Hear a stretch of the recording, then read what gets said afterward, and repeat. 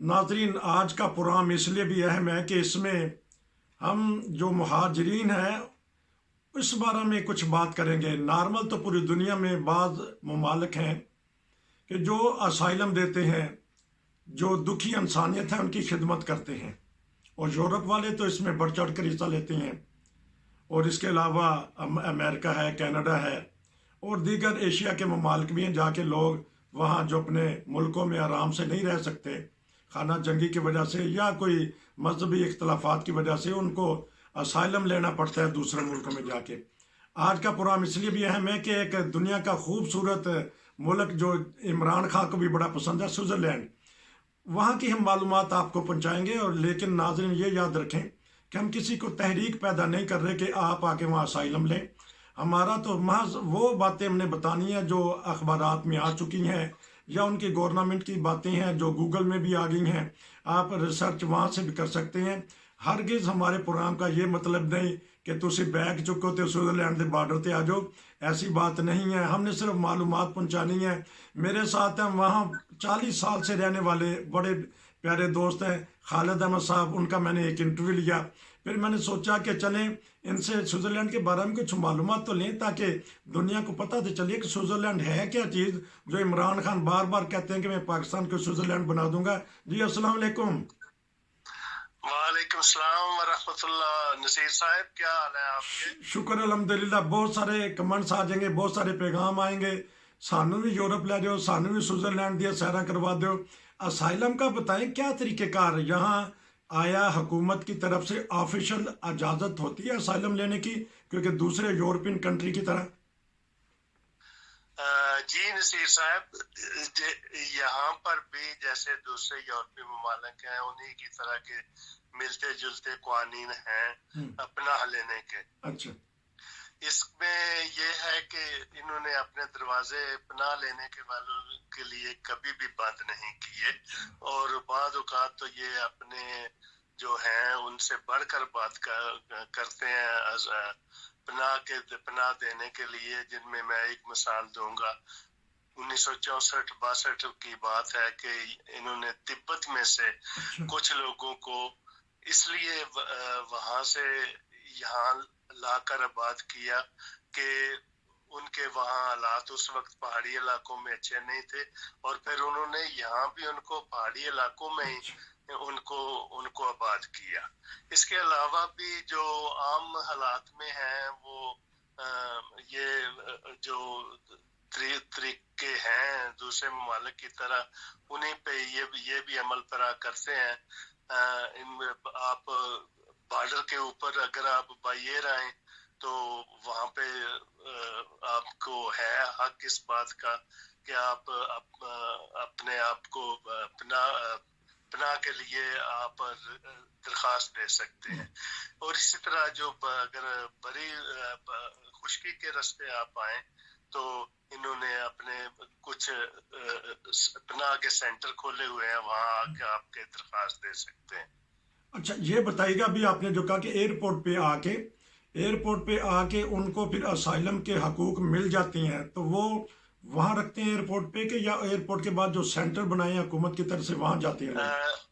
जी, ये वो वहाँ पे कुछ ऐसा रखते हैं, वो सारी कागजी कार्रवाई मुकम्मल करते हैं, और उसके बाद फिर वो जो है उनकी एक दो जो बयानात होते हैं वो वहाँ पे ले लेते हैं, और उसके बाद वो देखते हैं कि अगर इसके में कोई है जान इसके केस में, तो फिर वो आगे की कार्रवाई करते हैं, फिर वो दूसरे सेंटर में भेजते हैं।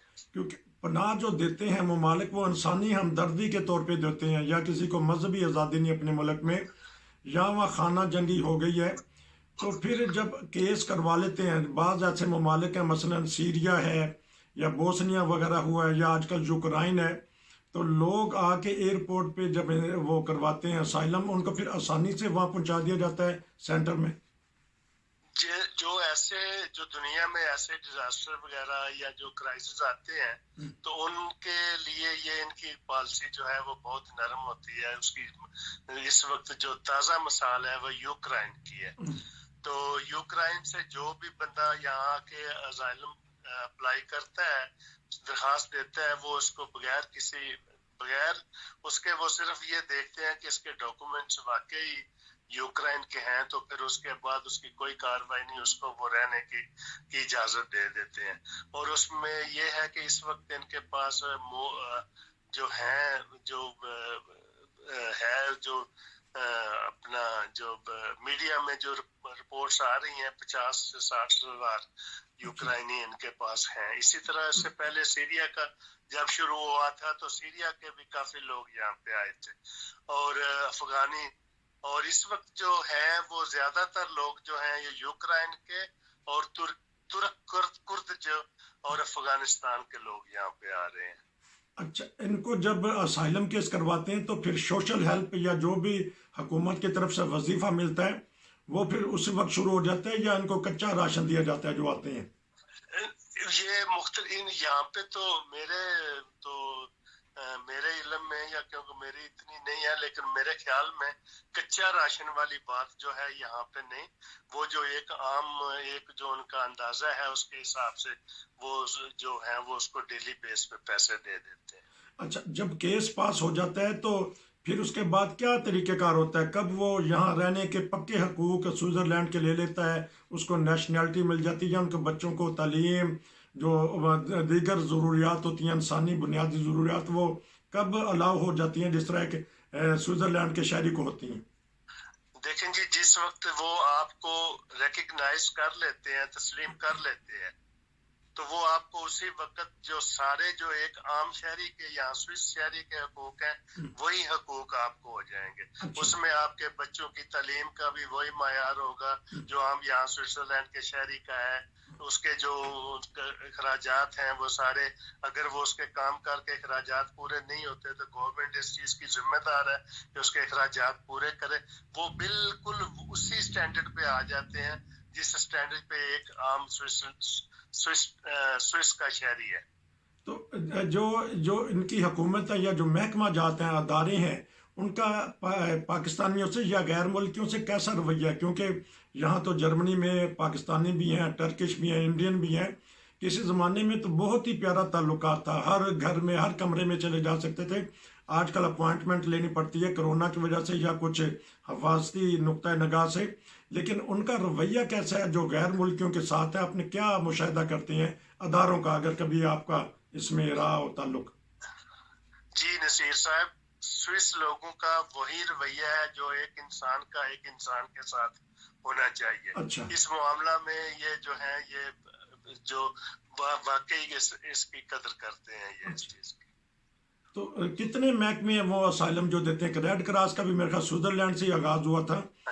تو یہ بتا دیجیے گا تاکہ ایک ریڈ کراس کا ادارہ ہے یا کون سا ادارہ ہے جو ان کو اسائلم دیتا ہے غیر ملکیوں کو؟ یہ جو ہے یہاں سوئس گورنمنٹ جو ہے وہ باقاعدہ جو یو این او کی تنظیم ہے اس کے ساتھ مل کے سوئس گورنمنٹ اور یو این او کی تنظیم مل کے یہ کام کرتے ہیں. تو یہ بھی بتائیے گا کہ جب نیشنلٹی ایک آدمی کو مل جاتی ہے وہ اپنے فیملی کو بلانے کا, پاکستان, انڈیا یا کسی بھی ملک سے ہو, اب اس کو فیملیاں سوزامن فیورن, میرے خیال آپ جرمن اس کو میں جرمن میں کہہ دیا, آپ سوئس میں یہی کہتے ہوں گے, لیکن وہ اپنی فیملی کو بلا سکتے ہیں. یہ طریقہ کار کیا ہے؟ بالکل, جس دن آپ کو یہاں کے حقوق آپ کی پناہ کو تسلیم کر لیتے ہیں اس دن سے ان کی ذمہ داری ہوتی ہے کہ آپ کی جو باقی مدہ آپ کی فیملی ہے جس میں آپ کی بیوی ہیں اور بچے ہیں ان کو وہ اس چیز کے ذمہ دار ہوتے ہیں کہ ان کو آپ کے ساتھ ملائیں, اور وہ پھر وہ سارے جو ہیں سارے پیپر ان کے خود ہی وہ مکمل کروا کے تو پھر وہ سارا بندوبست کرتے ہیں. اچھا, یہ بھی ایک بتا دیجیے کہ یہ ہر انڈیویجول کیس دیکھتے ہیں یا تنظیم کی سطح پہ؟ مثلا ایک تنظیم ہے فلاں ملک میں, ان کو مجموعی طور پہ وہاں پریشانی ہے, لیکن جب وہ اسائلم لینے والا آتا ہے تو اس کو انڈیویجول دیکھتے ہیں یا وہ کہتے ہیں کہ ٹھیک ہے اس تنظیم پہ فلاں ملک میں کچھ پابندیاں ہیں مذہبی یا کوئی تشدد کیا جاتا ہے یا خانہ جنگی ہے, تو وہ پھر ان کو کیس پاس کر لیا جاتا ہے یا انڈیویجول کیس دیکھتے ہیں؟ انڈیویجول کیس بھی لیتے ہیں اور بلحاظ مجموعی یہ جا کے یہ سارے ان کی نظر رہتی ہے. یہ یہاں پہ ایسے واقعات بھی ہوئے ہیں کہ انہوں نے جا کے وہاں اس ملک میں جا کے دیکھا ہے کہ ان کو واقعی پرابلمز ہیں تو وہ پھر ان کا جو ہے ان کے لیے ان کا ہمدردی کا رویہ ہوتا ہے. اور اس میں کچھ کئی دفعہ جیسے یہ ابھی تھائی لینڈ میں سونامی آیا تھا, وہاں سے بھی یہ کچھ لوگ لے کے آئے تھے. پھر اسی طرح پھر اور جہاں پہ کوئی مذہبی لحاظ سے بھی اگر کوئی ہوتا ہے تو پھر یہ اپنے طور پہ کرتے ہیں سارا کچھ. تو آپ کو گلیوں بازاروں میں کوئی پاکستانی یا اسائلم سیکر نظر آتے ہیں؟ چلیں یہ بھی کیونکہ یہاں تو بہت سارے پاکستانی آتے ہیں. جی جی, اسائلم سیکر جیسے میں نے پہلے عرض کیا ہے, یوکرائن کے لوگ ہیں, سیرین لوگ ہیں, افغانستان کے لوگ ہیں, یہ نظر آتے ہیں گلیوں بازاروں میں آتے ہیں نظر, لیکن ایک وقار کے ساتھ ہے, یہ نہیں کہ وہ کوئی بھیک خیرات نہیں مانگ رہے ہوتے, لوگوں سے مدد نہیں مانگ رہے ہوتے. اچھا, لیکن پاکستانیوں کو بھی یہاں آ کے دیکھیں کہ نظر کہ انہوں نے اسائلم کروایا تو وہاں ان کو حقوق مل رہے ہوں. پاکستانیوں کے جو ہے وہ بہت کم ہے یہاں پہ. یہ ابھی جو یہ 22 میں ان کی تعداد زیادہ ہوئی ہے, جو 40-50 ہزار سے اوپر ہو گیا, ورنہ یہ پچھلے سالوں میں تو 5,000-4,000 سے اوپر ان کی جو پناہ لینے کے لیے لوگ آتے ہیں. تو ان میں پھر ساری دنیا کے ہوتے ہیں, پاکستانی بھی آتے ہیں, ان میں انڈین بھی, پنجابی آتے ہیں, ٹرک آتے ہیں, کرد آتے ہیں, وہ پھر سارے ہوتے ہیں, لیکن وہ تھوڑی تعداد میں ہوتے ہیں, پھر اتنے نہیں زیادہ. اچھا, انہوں نے کوٹا مقرر کیا ہوا کہ ہم نے اتنے ہزار لینے ہیں تو پھر اس کے بعد سٹاپ کر دیتے ہیں؟ نہیں, کوٹا تو میرے خیال میں نہیں ہوتا, یہ پھر اس کی جو جانچ پڑتال کر کے ہی لیتے ہیں. اچھا, یہ بتا دیجیے گا کہ بہت سارے لوگ یہ سوال پتا کرتے ہیں کہ جو کام کرنے کے حقوق ہیں وہ کس کام کرنے کی اجازت ہوتی ہے اگر کسی کا کیس پاس ہو جاتا ہے یا کیس سے پہلے, یہ بتائیے گا.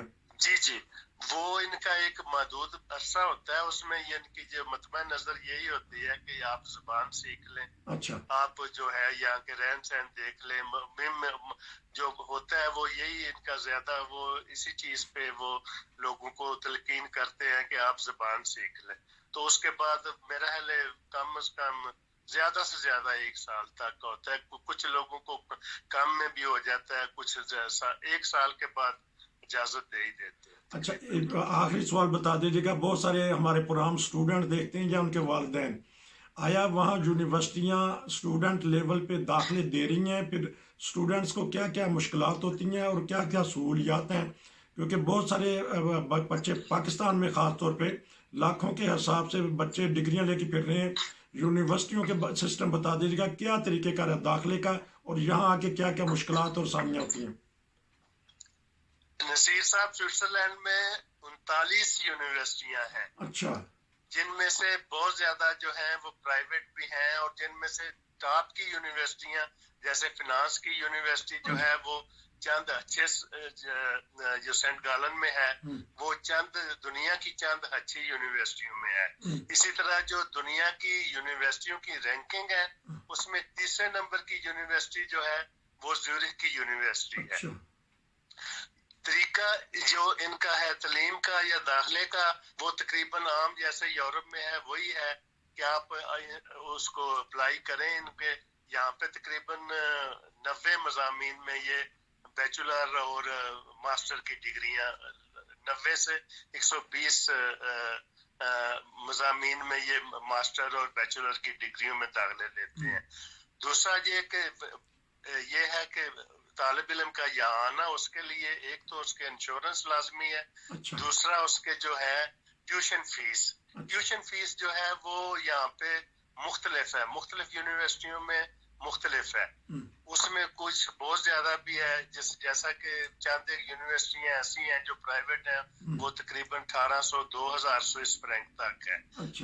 جو لحاظ مجموعی جو اوسطن ہے وہ 500 سے لے کر آپ کہہ سکتے ہیں 2,000 تک ٹیوشن فیس ہے. اس کے علاوہ اس کے دوسرے اخراجات وہ علیحدہ ہیں, رہائش کا علیحدہ ہے, اس کے جو انشورنس کے وہ علیحدہ ہیں. یہ پھر اگر اس نے ٹیوشن پڑھنی ہے, وہ اگر اس نے ایکسٹرا کلاسیں لینی ہے تو اس کی علیحدہ ہے. لیکن ایک اچھی بات یہ ہے کہ جب آپ کو یہاں داخلہ مل جاتا ہے تو 6 ماہ کے اندر یا 6 ماہ کے بعد آپ کو 1 گھنٹے میں ایک ہفتہ میں 15 گھنٹے اچھا کام کرنے کی اجازت ہوتی ہے. ٹھیک. وہ ایک جو ہے اچھا پہلو ہے, اور کام یہاں پہ آسانی سے مل جاتا ہے طالب علموں کو. اچھا کام دی بڑی اچھی جی سوئٹزرلینڈ دے وچ لوگوں. اچھا یہ بتا دیجیے گا کہ آخری سوال ہے میرا, کیونکہ پروگرام لمبا ہو گیا, کہ آپ کو محسوس ہو رہا ہے کہ پاکستانی کمیونٹی کے لوگ اچھی تعلیم حاصل کر رہے ہیں, اچھی جاب لے رہے ہیں, اچھے کاروبار کر رہے ہیں, محسوس ہو رہا ہے؟ کیونکہ جرمنی میں اب تو ججز بھی بن رہے ہیں پاکستانی کمیونٹی کے لوگ, وکیل بھی بن رہے ہیں, ڈاکٹر بھی بے شمار ہیں, پولیس میں بھی ہیں, فوج میں بھی ہیں, کاروبار بھی, پیزے کی دکانیں بڑی چل رہی ہیں, ٹیکسی بڑی چلا رہے ہیں. پاکستانی قوم ماشاءاللہ جہاں بھی جاتی ہے سمجھنے کے چھا جاتی ہے. سوئٹزرلینڈ میں آنے والے دنوں میں محسوس کرتے ہیں یا ابھی سے محسوس کر رہے ہیں کہ وہاں جو پاکستانی کمیونٹی کے لوگ ہیں ترقی کر رہے ہیں؟ جی جی, میرا یہ اپنا جو ہے یہ جو میں نے دیکھا ہے یہاں کے 35-40 سال میں, کہ ہر جو بھی قوم جو مائگریٹ کر کے آتی ہے, ہجرت کر کے آتی ہے, اس کی تیسری نسل جا کے بہتری کی طرف گامزن ہوتی ہے. اور انشاءاللہ ہمارے بھی یہی ہے کہ جو ہماری تیسری نسل ہے وہ جو ہے وہ اس کے ہم بہتر اور اس کے روشن امکانات دیکھ رہے ہیں. یہی کوالٹی پاکستانی قوم میں, پاکستانی کمیونٹی میں. لندن میں چلے جائیں وہاں بھی سیاست میں حصہ لے رہے ہیں, کینیڈا میں چل جائیں, امریکہ میں چلے جائیں, جتنے پاکستانی چلے جائیں سمجھ لو اتنے دے ہو کے رہ جاتے, وہی ان کا ملک بن جاتا ہے. اسی ملک سے وہ محبت کرتے ہیں. کیونکہ پروگرام ناظرین 17-18 منٹ کا ہو جائے گا, ہو چکا ہے, تو میں انشاءاللہ نیکسٹ پروگرام میں آپ سے مزید اسائلم کے بارے میں, وہاں کے کام کے بارے میں, اور یہ بھی ایک پوچھنا ہے کہ کسی نے اگر وہاں شادی کرنی ہو, یہ بھی میں نے پتہ کرنا ہے کہ شادی کے بعد کیا کیا مشکلات آتی ہیں, کس طرح ویزا ملتا ہے, آیا وہاں سوئس لڑکیوں سے شادی کی جا سکتی ہے, آفر آ جاتی ہے, یا وہاں سوئٹزرلینڈ میں لڑکے ہیں ان سے شادیاں ہو جاتی ہیں. کیونکہ آج کل بہت پریشان ہیں پاکستانی, خاص طور پہ پاکستان میں پریشان ہیں. وہ کہتے ہیں کہ کسی نہ کسی طریقے سے یورپ بلا لیں. تو یورپ کس طرح بلایا جائے, یا آپ کو تو صرف قانونی طور پہ بعض معلومات دے دی جاتی ہیں؟ ناظرین وہی معلومات ہم دیتے ہیں جو انٹرنیٹ میں, گوگل میں یا حکومت نے دے دی ہوتے ہیں. ہم کسی قسم کے ایجنٹ نہیں ہیں, نہ ہم کسی کو تحریک کرتے ہیں, صرف ہم معلومات دیتے ہیں, وہاں کے رہنے والوں سے معلومات لیتے ہیں, آپ تک پہنچا دیتے ہیں. خالد صاحب آپ کا بہت شکریہ. اگلے پروگرام میں مزید آپ سے باتیں کریں گے. نصیر کو اجازت دیجیے. السلام علیکم. وعلیکم السلام ورحمۃ اللہ وبرکاتہ. انشاءاللہ جی.